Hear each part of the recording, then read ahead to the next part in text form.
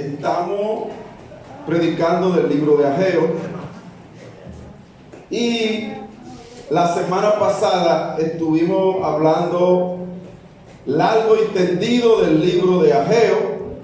Según lo que pudimos ver la semana pasada, el pueblo tenía aproximadamente 17 años haciendo, ¿usted sabe qué? Haciendo nada.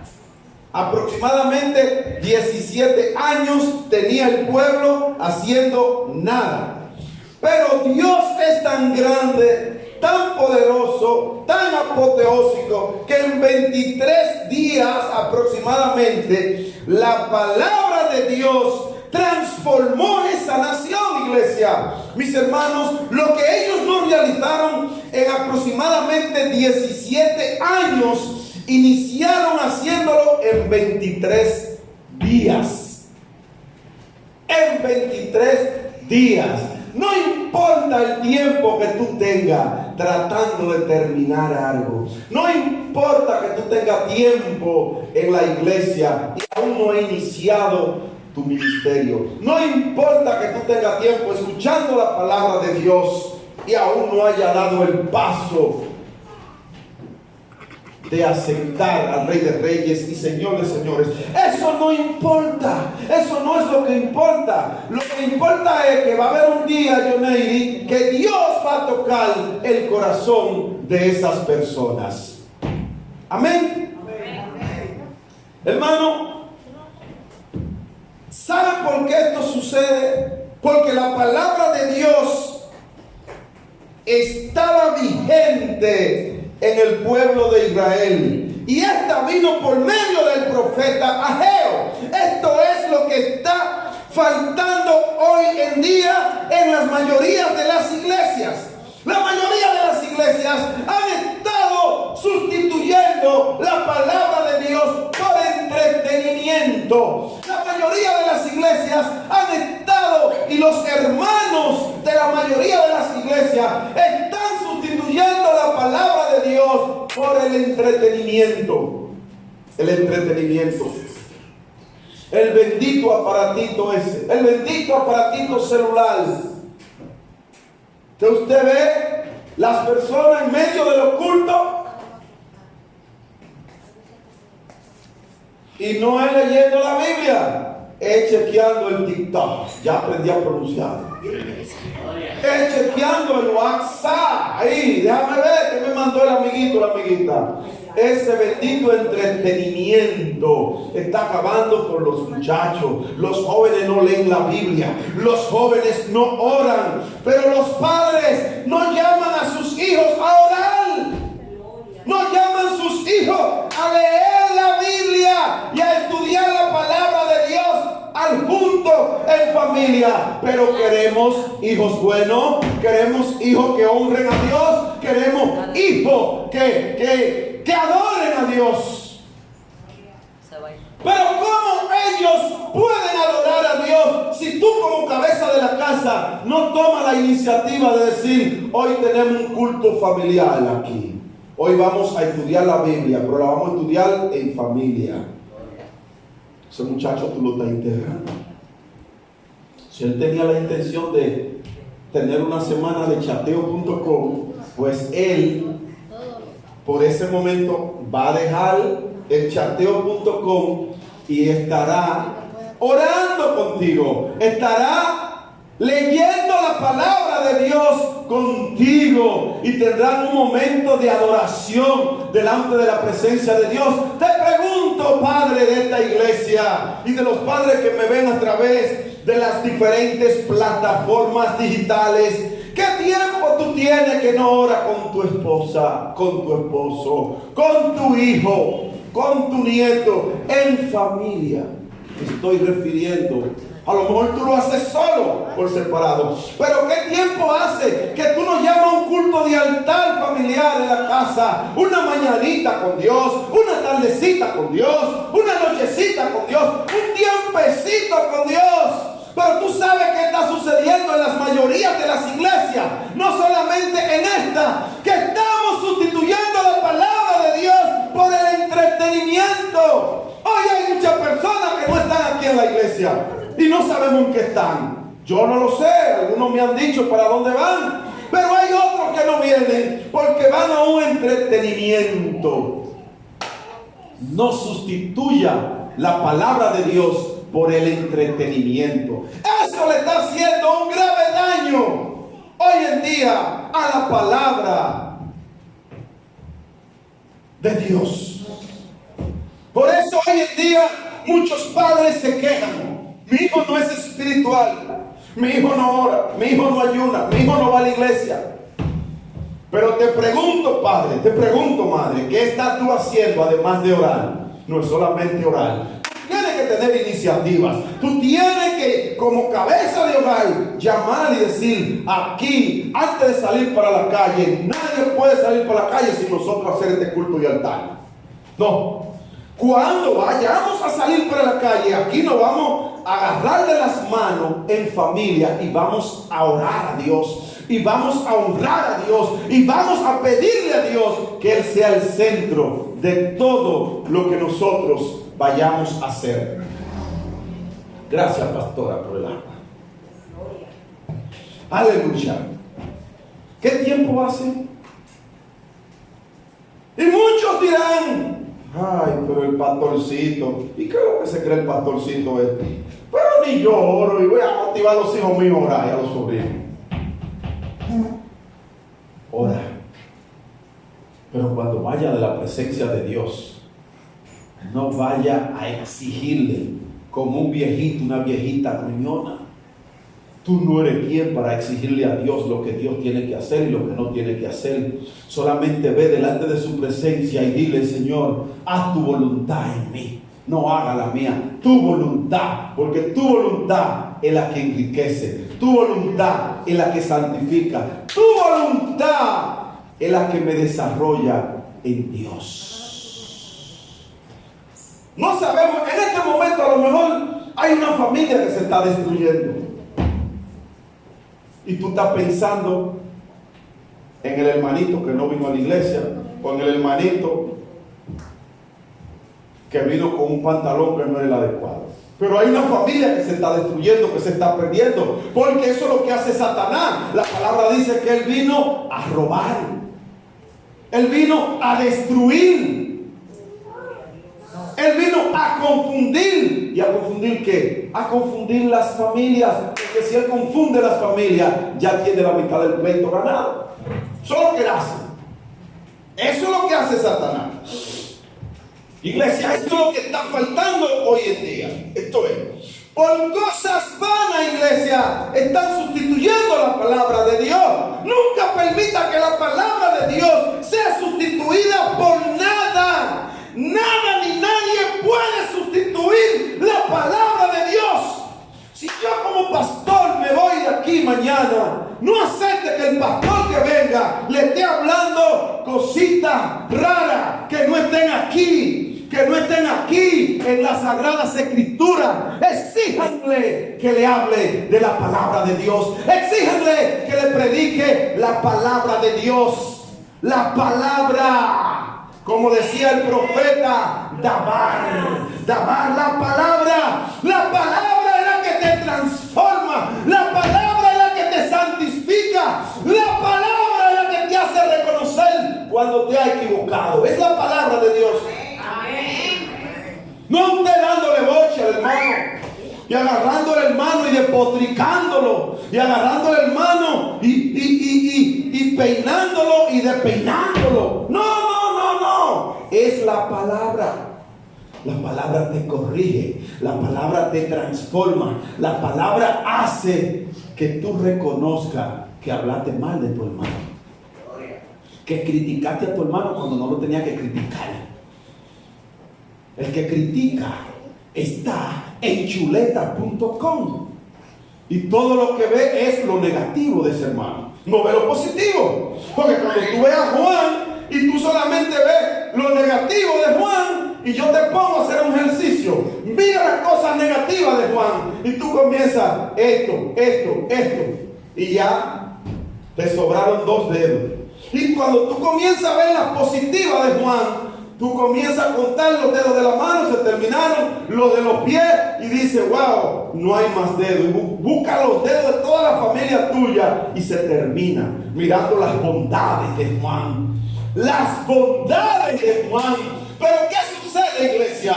Que las bondades de Juan son más que las negativas, que las cosas negativas. Pero somos tan poco inteligentes que nos enfocamos en las negativas. Mire, hermano, yo soy una persona rara. ¿Sabe por qué yo soy una persona rara? Y no me refiero raro a lo que ustedes entienden por raro. Porque yo, de la persona, las cosas negativas, yo se las dejo a Satanás.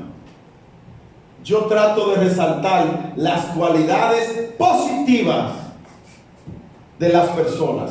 Porque cuando resalto las cualidades positivas de las personas, pues eso me hace a mí crecer. Eso me limpia mi corazón. Pero cuando comienzo a ver las negativas, entro como en shock.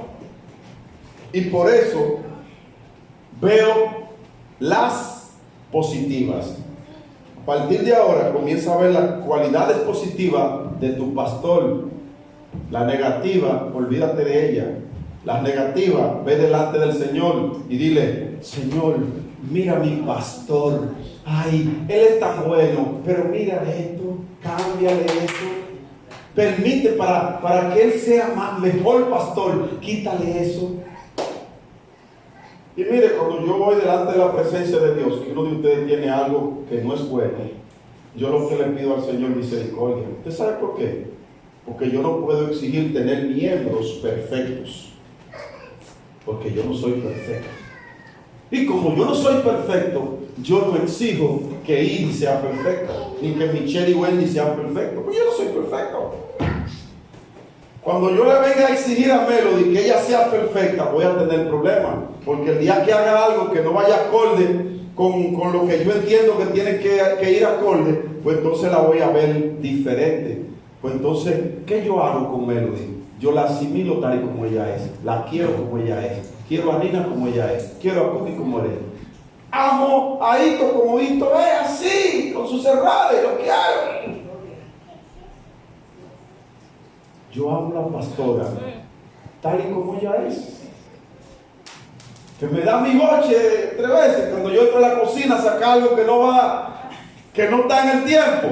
Pero no importa, yo la quiero, sí.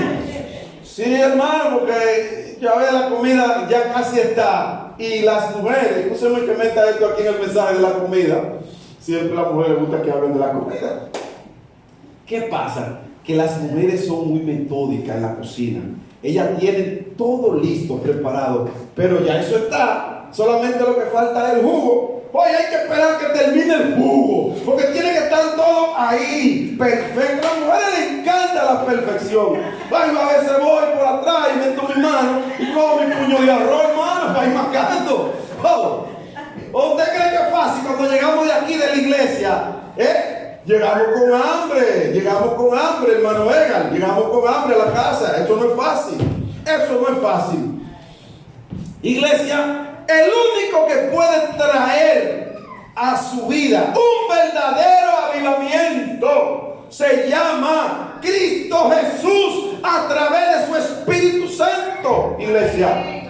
Luego de ver este panorama, iglesia, ¿cuál sería el contenido de estos mensajes que Ageo predicó al pueblo de Israel? Pues esto nos lleva a nuestro segundo sermón. El domingo pasado estuvimos predicando el primer sermón de esta serie. Esto nos lleva al segundo. Luego de ver el contexto histórico de este libro, ahora estaremos viendo el tema principal de este libro. Vayamos a la Biblia, leamos nuevamente los versículos del 1 al 4. Vamos a ver, del 1 al 4. Dice así. Dice: el año segundo del rey Darío, en el mes sexto, el día primero del mes, vino palabra del Señor por medio del profeta Ageo a Zorobabel, hijo de Salatiel, gobernador de Judá, y al sumo sacerdote Josué, hijo de Josadat, diciendo: así dice el Señor de los ejércitos. Este pueblo dice: no ha llegado el tiempo de que la casa del Señor sea reedificada. Entonces vino la palabra del Señor por medio del profeta Ageo, diciendo: ¿es acaso tiempo para que vosotros habitéis en vuestras casas artesonadas mientras esta casa está desolada? La semana pasada decíamos que Ageo confrontó al pueblo diciéndole: sus casas están lindas, pero mi templo sigue en la ruina. Iglesia, el mensaje de este profeta es sencillo. El pueblo estaba más preocupado por sus casas que por la casa de Dios. Lo que Dios le dice al pueblo es: mi templo no es prioridad para ustedes. Lo que Dios le está diciendo al pueblo de Israel, esto es increíble. Que lo más importante, el templo, no sea la prioridad de ustedes. Esto es increíble, que ustedes estén más concentrados en sus casas, en los quehaceres de sus casas, en mantener sus casas espléndidas, bellas, hermosas, y el templo cayéndose a pedazos. Y como pastor no lo quiero llevar a que usted tiene que descuidar su casa y estar pendiente solamente a la iglesia. No, esa no es la idea. Y no estamos aquí dando un mensaje de moralidad. No. Yo me quiero concentrar más que en el templo físico, en el templo espiritual. En lo espiritual, en tu relación con Dios. ¿Cómo está tu relación con Dios? ¿Estás tú preocupado por cosas que no son importantes para tu vida espiritual? Cuando tu relación es la mejor con Dios, aún cuando el enemigo se levante contra ti, aún cuando el enemigo se levante contra tu familia, cuando tus relaciones con Dios son de las mejores, te tengo noticia: aun cuando las cosas vayan mal, tú vas bien, porque tienes una esperanza. Tú recibes una respuesta de parte de Dios, y aun cuando esa situación está color de hormiga, tú la ves suave, tú la ves como algo sencillo. ¿Tú sabes por qué? Porque tú estás descansando en Él. Tú no estás mirando lo grande que es el problema. Tú lo que estás mirando es: yo le sirvo a un Cristo vivo y de poder. Yo le sirvo a un Dios que hace que las cosas que no son, sean. Entonces, ¿por qué estar preocupado o preocupada por algo tan insignificante como eso? Le diga tu problema que tú tienes un problema grande. Dile ese problema que tú tienes un Dios inmenso, poderoso, apoteósico, que ese problemita chiquitico te lo va a resolver en un abrir y cerrar de ojos. Iglesia, es un mensaje muy transparente el de Ageo y sencillo para entenderlo de una vez. Lo que el profeta quiere decir. Lo que sí podemos ver aquí, iglesia, es que algunos de los israelitas no estaban entendiendo la importancia que tenía el templo para el Israel en el antiguo pacto. Iglesia, no se enreden la cabeza pensando que lo que Dios le preocupaba era que no les construyeran un edificio. Por eso digo ahorita, cuando dice el paralelo de la iglesia y la casa, que no estamos hablando de la iglesia en términos físicos. De hecho, nosotros ni tenemos un templo propio. Esto aquí es alquilado, y un día nos iremos para un templo grande, un templo nuestro, con una estructura diseñada por el mismo Dios. Que para diseñar el templo, cuando tengamos el terreno, pues nos meteremos en ayuno y oración y le pediremos al Señor que sea Él que nos ilumine qué diseño Él quiere para su casa. Porque la casa de Dios no es la casa del pastor Leo. El pastor Leo hoy está aquí, mañana puede estar en Elías Piña, en Higüey, en el Cercado pastoreando. Sí, me gustaría estar en el cercado con mi pueblo natal. Sí, ahí al lado de mi familia. Sí. Mi lugar de nacimiento, ¿verdad que sí, Wario? Claro que sí. Siempre es bueno hablar del lugar donde somos, sus raíces. Nunca olvide sus raíces, hermano. A Dios no le interesa que le construyan un monumento. Lo que el profeta Ageo habla aquí, iglesia, es algo mucho más profundo, iglesia.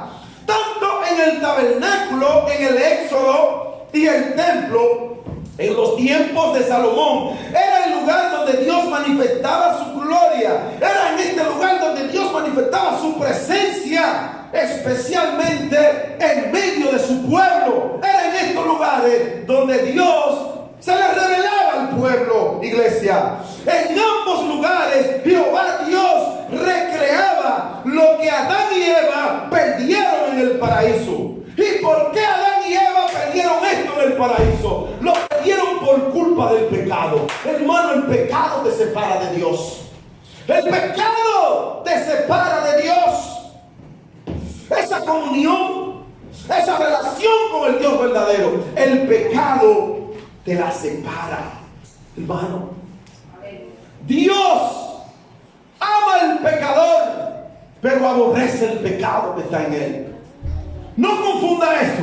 No crea que porque el muchachito de ahí, el jovencito del parque, tú lo ves metiéndose un tabaco de marihuana o un perico, o está en la esquina bebiendo y haciendo fullería. No creas tú que Dios lo odia, como creen muchos evangeliquitos piripipados. Dios ama a ese joven. De hecho, por eso Dios manda que nosotros vayamos y le prediquemos a esas personas que se están perdiendo. Dios lo que aborrece es lo que el enemigo ha infiltrado en esa persona, ha influenciado en esa persona, que es el pecado, que es lo que te separa de Dios.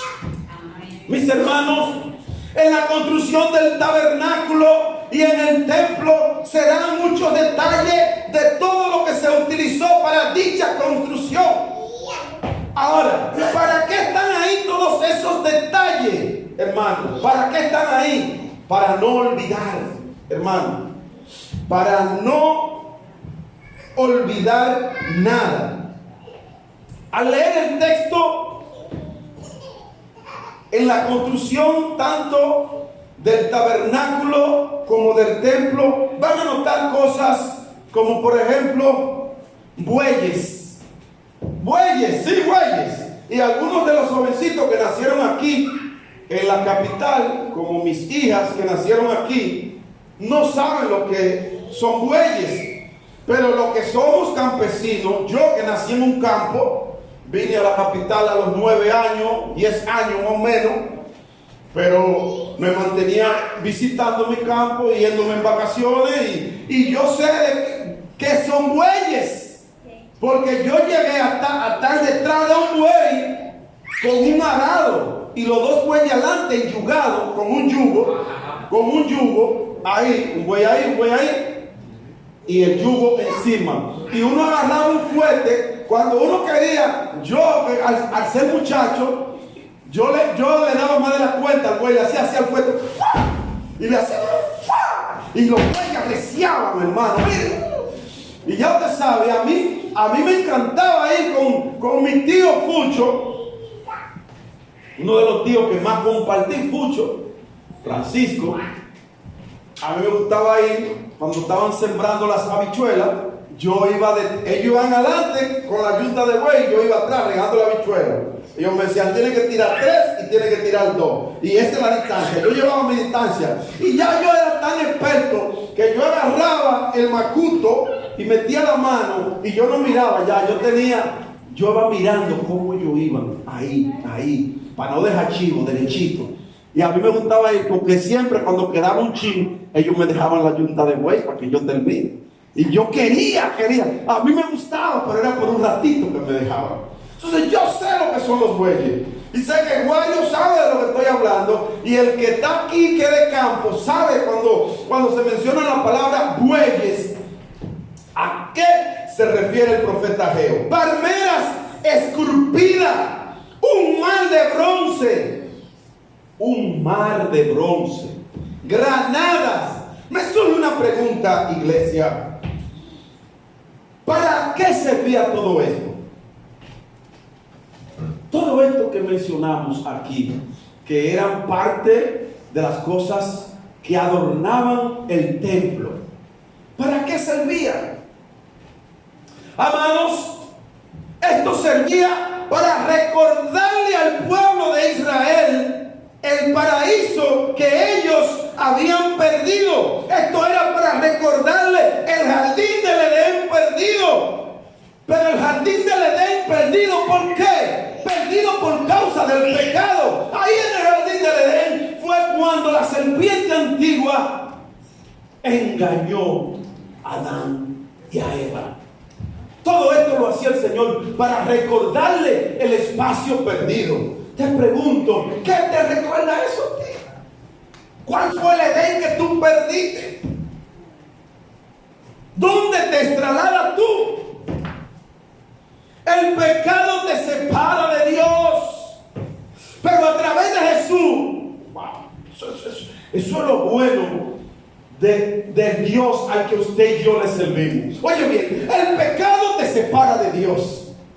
Pero Dios es tan bueno, Dios es tan maravilloso, Dios es tan apoteósico, que a través de Jesucristo te reconcilia con Él.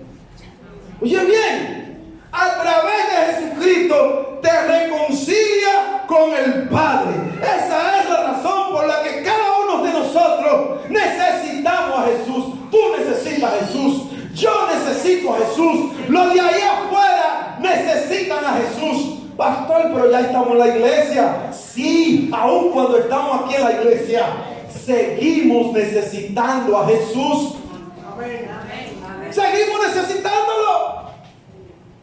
Amada iglesia, el libro de Éxodo 19:4 en el texto sagrado dice: vosotros habéis visto lo que he hecho a los egipcios y cómo os he tomado sobre alas de águila y os he traído a mí. Y os he traído a mí. Éxodo 19:4. Wow.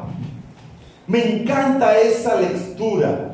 El texto sagrado ahí, el Señor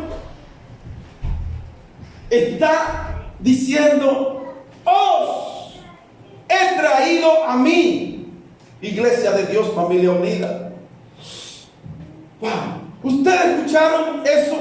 Os he traído a mí, iglesia, con el mismo cuidado que las águilas instruyen sus polluelos en el vuelo. Dios había tomado a su pueblo con ese mismo cuidado. ¿Usted se ha detenido alguna vez a ver lo que dice el texto sagrado ahí en Éxodo 19:20? ¿Usted ha podido ver las aves cuando están instruyendo a sus polluelos? Vuelvo al campo. Yo lo siento por los que no son del campo, porque aquí en el campo se viven cosas que es difícil de vivir en la ciudad. Usted veía cómo los pajaritos, usted lo veía instruyendo sus polluelos cómo volar. Y lo que más me llama la atención de las aves es: yo subí el otro día un videíto a mi estado de WhatsApp, porque donde yo vivo parece un campo, porque hay muchos solares sin casa. Y las aves van al patio de mi casa y comen ahí. Ya yo le echo comida y ellas bajan normal. Y yo me siento, yo me deleito mirándola ahí. Y como yo no le hago nada, ellas se ponen cerca de mí. ¿Usted sabe por qué esas aves se sienten así y no se van? Porque ya ellas me han tomado confianza y ven que yo no intento hacerle daño. Cuando un hermano se acerque a ti, dale de comer si tiene hambre. Cuando un hermano vaya donde ti a buscar un consejo, dale un buen consejo. Si te pide agua, no le dé vinagre. Si te pide un poco de arroz, no se lo dé salado. Dale. Y esa persona se va a sentir en confianza. Y ya luego, cuando te vea, va a decir, wow, ahí viene el hermano. Yo que no he comido. Pero ese hermano te da un pan. Entonces los polluelos, yo lo veía que salían por ahí a buscar. Y la madre salía de los polluelos. Cuando llegaba la madre, abría la boca. Y ahí la madre le echaba la comida. La madre salía a buscar comida. Y ella no comía si no había para ella, hasta que no alimentara sus polluelos. Así mismo hace Dios con nosotros, iglesia. Dios te alimenta, Dios te protege, Dios te cuida. El pecado te separó de Él, pero Él te envía a Jesucristo para que tú te reconcilies con Él. Manda a su Hijo para que tú te reconcilies con Él y para que tú digas, gracias Padre, heme aquí. Confieso que te he fallado, pero aquí estoy. Gracias por darme la oportunidad de estar en tu casa. ¿Puedes aplaudir al Señor, hermano? Hay motivo.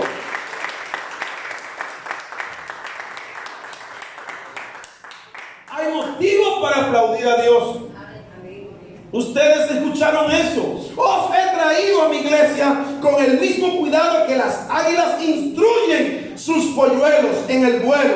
Dios había tomado a su pueblo con ese mismo cuidado, iglesia. ¿Usted se ha detenido alguna vez a lo que dice ahí el texto sagrado? ¿Usted ha podido ver las aves cuando están instruyendo a sus hijos, a sus polluelos? Mis amados, Dios tiene cuidado de ti. Dios tiene cuidado de tu familia. Si hoy está aquí o si hoy está escuchando este mensaje a través de YouTube, es porque Dios tiene cuidado de ti.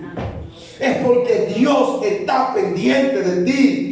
Si Dios hoy te trajo a la iglesia de Dios Familia Unida, no fue por una casualidad, Edgar. No fue por una casualidad, estimado Guario. Es porque Él tiene cuidado de ti, no el pastor, no el que te invitó. Él está pendiente de ti. Mira, nosotros tenemos un problema, los seres humanos. Y es que tú ves algunos predicadores, algunos evangelistas, que ellos dicen, ay, me gané 50 personas para el Señor. Prediqué un mensaje y se convirtieron 300 personas. Y ahí los cojos andaron. Y eso es una parafernalia, hermano. Pero yo tengo para decirte que nada de lo que hacen esos hombres lo hacen por vía de ellos. Todo lo que ellos hacen es porque son movidos por el Rey de Reyes y Señor de Señores. ¿Verdad que sí, Javier? ¿Verdad que sí? Hermanos, Dios es bueno. Eso se debe, iglesia, a que Dios está pendiente de ti. Dios está pendiente de mí. Él te ama, y porque te ama es que te recuerda de dónde te sacó. Mira, en mi caso, cuando yo siento que, porque oiga, hay hermanos que dicen, no, yo no soy orgulloso, en mí no existe eso del orgullo. Claro, todos son orgullosos, todos ustedes son orgullosos. ¿Usted sabe lo que yo hago cuando me está llegando el orgullo? Yo le digo al orgullo, mira de dónde Dios me sacó, de Ribera de los Amas, de la orilla del río, de una casita de madera que me podían ver de afuera. Y ahí me sacó Dios, le digo yo al orgullo. Orgullo, Dios me sacó de ahí. Orgullo, yo le digo, yo andaba con zapatos rotos y en chancleta. Digo yo, orgullo, yo iba a la escuela con la mascota que dejaba Guario y con la mascota que dejaba mi tío Fucho. Yo iba a la escuela porque no había cuaderno, para comprarme cuaderno nuevo. Y tuve estos muchachos de ahora que no quieren ir a la escuela porque el cuaderno se le está terminando y le falta un lápiz. En mi tiempo lo rompíamos en 3 y cada uno cogía un pedazo. De ahí vengo yo, orgullo, de ahí vengo yo. De ahí es que yo vengo. De ahí venimos todos. Entonces, cuando ese orgullo llegue a tu vida, repréndelo y dile de dónde Dios te sacó. Dile de dónde Dios te sacó. Porque es muy bonito ahora ver en un carro, viviendo cómodo. Sí, ahora. Y hoy hay muchos que cuando pasen 10, 15, 20 años van a entender y van a decir, le van a decir al orgullo, ahora me estoy recordando de hace 20 años lo que predicó un pastorcito que yo tenía en Villafaro, llamado Leo. De ahí me sacó Dios. Le va a decir tú al orgullo. Al orgullo hay que golpearlo, pero para golpear el orgullo tú tienes que tener la palabra, tú tienes que estudiar la palabra y tienes que practicarla. No es lo mismo estudiarla que ponerla en práctica. Estudiarla la estudian los teólogos, los biblistas, los ateos, los satánicos. ¿Cómo así? Sí, hasta los satánicos. Lo difícil está el ponerla en práctica. Yo una vez, por poco me queman una materia en la universidad, porque había un profesor que estaba hablando muchas barrabasadas de la Biblia. Y ahí había muchos cristianos y la mayoría se quedaron callados. Yo me paré. Yo siempre he sido aguerrido y me paré. Le dije, profesor, usted me va a disculpar, usted tiene mucho conocimiento, pero lo está aplicando mal. Y siga dando clases. Usted es un experto en su materia. Ahora, no hable de la Biblia, que de la Biblia usted la ha leído, como usted dice, 800,000 veces, pero leerla no es lo mismo que entenderla, escudriñarla y ponerla en práctica. Después me dijeron los estudiantes, pero ¿por qué te queman la materia? Yo dije, si me va a quemar, que me queme. Pero yo no voy a aceptar que este profesor venga aquí a decir cosas que no son de la Biblia. Cuando usted ve a alguien que esté hablando cosas que no son de la Biblia, enfréntelo con carácter. No se busque problemas, pero enfréntelo con carácter. Iglesia, os he traído a mí, dice Dios. Dios había tomado a su pueblo con ese mismo tierno cuidado para traerlo hacia Él, no para traerlo a una tierra que fluye leche y miel. Y aunque esa tierra que fluye leche y miel está incluida en la promesa, pero este no era el punto o la agenda principal. Iglesia, yo de verdad que en ocasiones no entiendo cómo algunos creyentes, sabiendo el poder que tiene la palabra, no la estudian y la ponen en práctica. Ponen en práctica lo que ellos ven en TikTok y se vuelven y duran 3, 4 horas mirando disparate ahí, puro disparate. Por eso es lo que usted ve ahí. Yo se me pasa tiempo que no entro a algunas de las plataformas digitales, porque cada vez que usted entra lo que está viendo es mujeres cueras. Y usted dice, pero Dios mío, el otro día comencé en Instagram, cada vez que veía a una mujer rara le daba a dejar de seguir. Me iba una flechita a caer, dejar de seguir. Pero hay muchos varones galileos que, déjame ver cómo viene la otra foto. ¿Cómo viene la otra foto? Y cuando van por 15 fotos dicen, ay, verdad que soy cristiano. Tenga cuidado con eso, hermano, varón galileo. Esas son estrategias de Satanás. Tengan cuidado. Iglesia, él dice, yo lo tomo como con alas de águilas para traerlo hacia mí. Mis amados hermanos, al final de la jornada, las grandes bendiciones que Jehová les dio al pueblo de Israel en los días de Moisés, no fue solo librarlo de la esclavitud de Egipto. Ya estamos casi terminando, iglesia. Antes de que la pastora me haga señas, estamos casi terminando. La grande bendición fue la bendita posibilidad de volver a tener comunión con Él. ¿Cuántos minutos me quedan, pastora? Para ver si puedo culminar con par de minutos, dice la pastora. Pero tranquila, pastora. Veo que ahí hay 5 minutos y creo que en 5 minutos puedo terminar la idea. Vamos a tratar de ser lo más prudente posible en relación al tiempo. No me gusta pasar. Mis hermanos, de eso es que se trata la bendición de Dios? Dios nos liberta de la esclavitud del pecado para que nosotros seamos suyos, para que podamos estar con Él, para que usted sea propiedad de Jehová. Wow. ¿Sabe lo bueno cuando usted es propiedad de Jehová? ¿Usted ha tenido alguna vez algo que usted compró? Yo recuerdo que mi primer vehículo fue una Pasola, los años 90, una Yamaha ASI 90. Yo recuerdo que yo cogí un financiamiento y yo pagaba mensual. Y yo andaba con una copia de la matrícula que estaba a nombre de la agencia donde la saqué. Y yo recuerdo que cuando a mí me entregaron esa matrícula a nombre de Leocadio Gómez de Olio, yo en mi casa cuando llegué yo brinqué y salté y me tiré en la cama y dije: ¡es mía! ¡Es propiedad mía! Cuando usted tiene algo que es su propiedad, mire, eso es seguridad. Eso implica seguridad. Usted se deleita. Aleluya.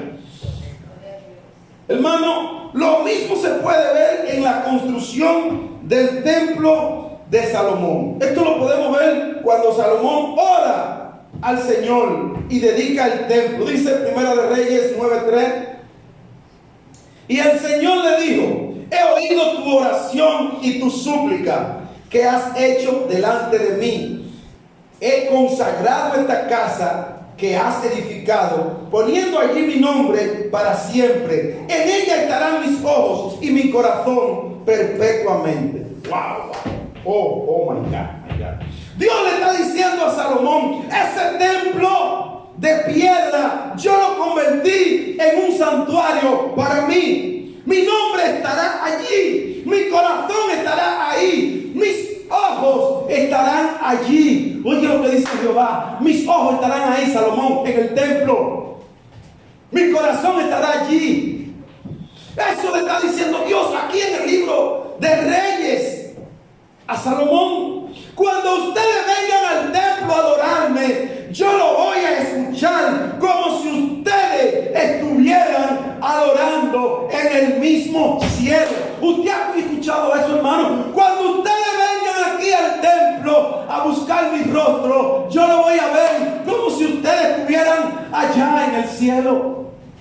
Era como tú estar ahí, cerquita de la presencia de Dios. Es por eso, mi amada iglesia, que la destrucción del templo durante la invasión babilónica fue un verdadero desastre para la nación de Israel. Ese Dios que había hecho un pacto con ellos, que le había prometido que ellos serían su pueblo y que Dios sería su Dios, lo estaba privando de su mayor bendición, de sus preciados tesoros, su propia presencia en medio de ellos. De eso era que la estaban privando los babilónicos, iglesia.